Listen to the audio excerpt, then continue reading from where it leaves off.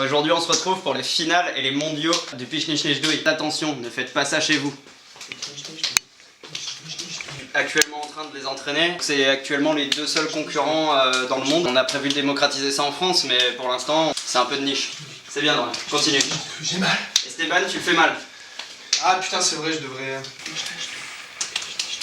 Vous voyez là, il peaufine une technique. La technique est très simple. Ça consiste à effectuer 3 pressions sur l'avant-bras et une dernière en dessous du coude. Tout en disant piche, schniche, schniche, douille. Les mondiaux, qu'est-ce que c'est?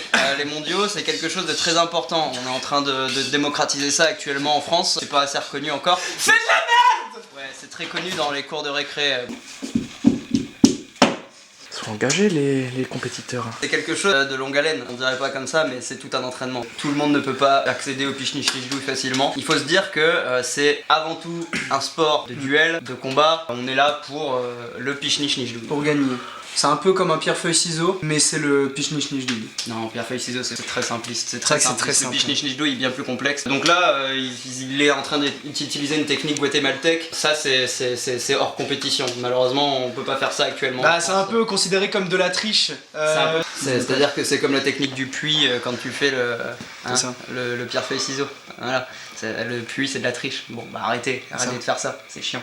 C'est chaud, mec, t'es chaud. J'arrive pas! Elle est plus forte! Hey. Fais une pause, prends une pause.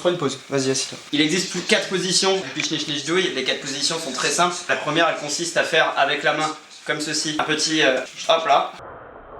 La deuxième, c'est le schnisch, comme ceci. Donc le schnisch gagne sur le piche. Ensuite, vous avez le schnisch. Celle-là, on retourne l'avant-bras comme ceci. Et la dernière, fait un retourné, un cassage, et on retourne. La rotation. Et c'est bon, viens voir. Continue. T'arrêtes pas. Bah du coup moi j'ai 25 ans, je m'appelle Esteban, je vis en Lot-et-Moselle. Tous les matins bah, je me lève, je pense Pichnichnijdouï, je mange Pichnichnijdouï. J'essaye de m'entraîner à fond parce que les mondiaux là c'est assez chaud, ça s'approche, c'est à grands pas. C'est vrai qu'en plus faut, on a un rythme assez effréné. Donc, il faut que je fonce, il faut que j'y aille, j'ai envie de tout donner. Ça va mec?